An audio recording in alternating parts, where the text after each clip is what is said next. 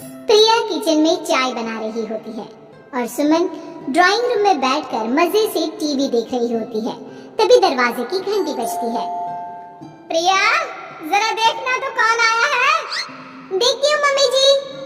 प्रिया दरवाजा खोलती है तो सामने पड़ोस वाली विमला आंटी खड़ी होती है।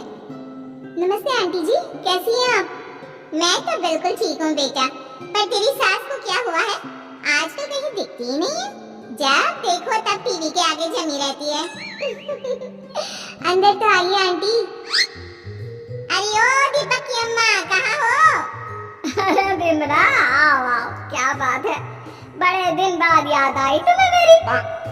मैं तो हमेशा ही तुम्हें याद करती हूँ, पर तुम ही गायब रहती हो और आजकल तो बाहर भी नहीं आती जाती। तबीयत तो ठीक है ना तुम्हारी? अरे तबीयत को क्या होना है, इस उम्र में तो कुछ ना कुछ लगा ही रहता है। मेरी छोड़ो, तुम ये बताओ कि क्या चल रहा है गली मोहल्ले में। तुम गली मोहल्ले की छोड़ो, चल तो तुम्हारे पड़ोस में रहा है। तुम्हारी नई सहेली आई है। मेरी कौन सी नई सहेली?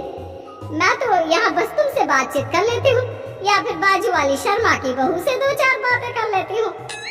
इसीलिए तो कहा कि तेरी नई सहेली आई है। अब कोई पड़ोस में आया है तो बात तो होनी ही है।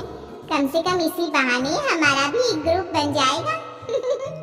फिर सब मिलकर अपनी बहुओं की शिकायतें किया करेंगे। दोनों हंसने लगते हैं। तभी प्रिया चाय लेकर आती है और सामने टेबल पर रख देती है। दोनों चाय पीती हैं और बातें करते हैं। चलो मैं चलती हूँ, अब कल मिलते हैं। राम राम। अगले दिन प्रिया किचन में कुछ काम कर रही होती है और सुमन आराम से सोफे पर बैठकर मटर छील रही होती है। तभी डोरबेल बजती है। प्रिया दरवाजा खोलती है तो सामने उनकी नई पड़ोसन खड़ी होती है। जी, आप कौन? मैंने पहचाना नहीं। नमस्ते बेटा, मैं शारदा, आपके बगल वाले घर में अभी 2-4 दिन पहले ही शिफ्ट हुए हैं। ओह अच्छा अच्छा अच्छा, नमस्ते आंटी, अंदर आइए ना आप। देखिए तो मम्मी जी, आज कौन आया है। इतना कहकर प्रिया किचन में चाय बनाने चली जाती है। नई पड़ोसन को घर पे देखकर सुमन थोड़ा हैरान हो जाती है। नमस्ते बहन जी, मैं शारदा, आपकी नई पड़ोसन। अच्छा अच्छा, आप हैं हमारी नई पड़ोसन। आइए आइए, और बताइए कैसी हैं आप? जी बिल्कुल ठीक हूँ। वो दरअसल घर पर छोटी सी पूजा रखवाई थी, बस उसी का प्रसाद देने चली आई। सोचा इसी बहाने नए पड़ोसियों से भी मुलाकात हो जाएगी। ये तो बहुत अच्छा सोचा आपने। सुमन प्रिया को आवाज लगाती है। अयो बहू, जरा चाय पानी का तो आके पूछ लो। ये आजकल की बहुएं भी ना, जब तक बोलो नहीं तब तक कुछ नहीं करेंगी। आई मम्मी जी। प्रिया चाय लेकर आती है। दोनों बैठकर चाय पीती हैं और खूब सारी बातें करती हैं। अच्छा बहन जी, अब मैं चलती हूँ, फिर मिलते हैं। अब तो आना जाना लगा ही रहेगा। शारदा के जाने के बाद प्रिया किचन से बाहर आती है। क्या बात है मम्मी जी, आप दोनों को देखकर तो लगा ही नहीं कि पहली बार मिल रही हो। आप दोनों तो बिल्कुल बिछड़ी हुई सहेलियों की तरह बातें कर रही थी।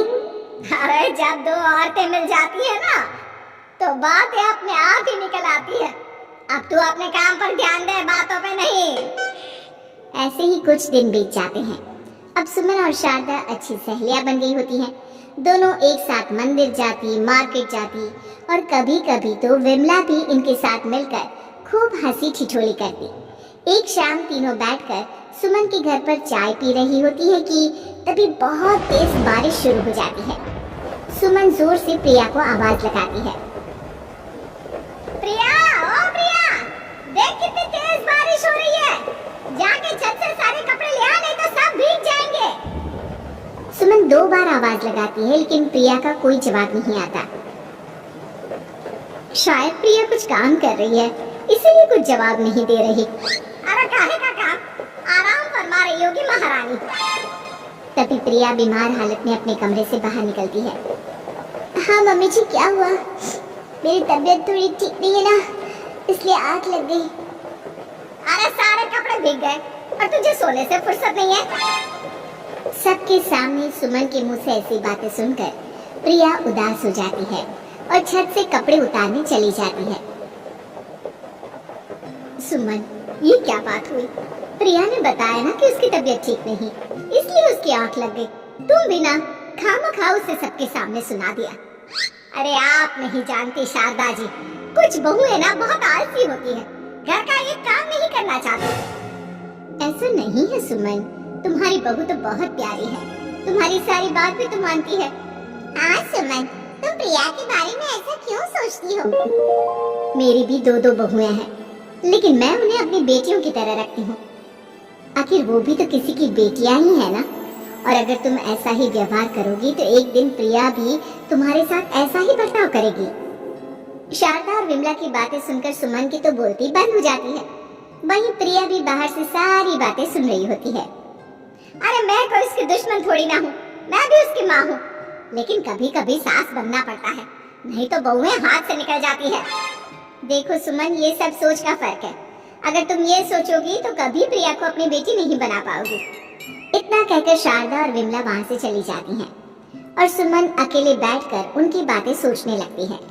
अगले दिन प्रिया और दीपक अपने कमरे में बैठकर बात कर रहे होते हैं और सुमन उनके कमरे के बाहर कुछ काम कर रही होती है और उन दोनों की बातें सुन लेती है। दीपक, तुम्हें पता है हमारे पड़ोस में जो शारदा आंटी है ना, बहुत अच्छी है। अच्छा, ऐसा क्या हो गया जो तुम्हें वो इतनी अच्छी लगने लग गई?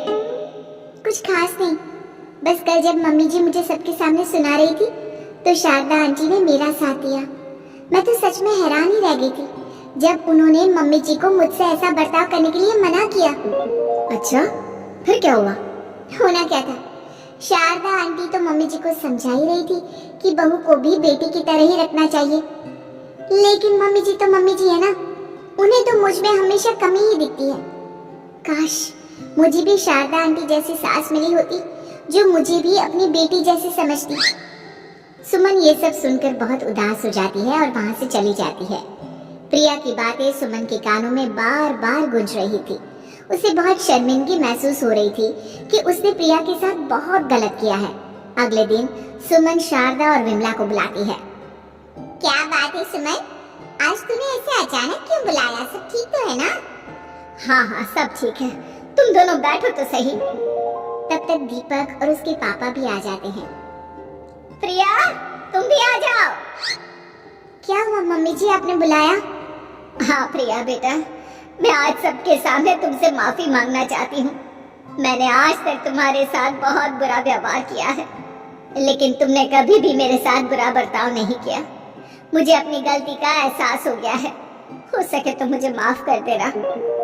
प्रिया अपनी सास की बातें सुनकर हैरान हो जाती है, उसकी आंखों में आंसू आ जाते हैं। प्लीज मम्मी जी, आप मुझसे माफी मत मांगिए, मैं भी आपकी बेटी ही हूँ। वैसे एक थैंक यू तो मेरी नई सहेली को भी बनता है, जिसकी वजह से मुझे मेरी गलती का एहसास हुआ। शारदा बहन, आपका बहुत बहुत शुक्रिया जो आपने मेरी आंखें खोल दी। अरे क्या सुमन, तुम भी ना? तो फिर इसी बात पर चाय और पकौड़े हो जाए? हाँ, क्यों नहीं।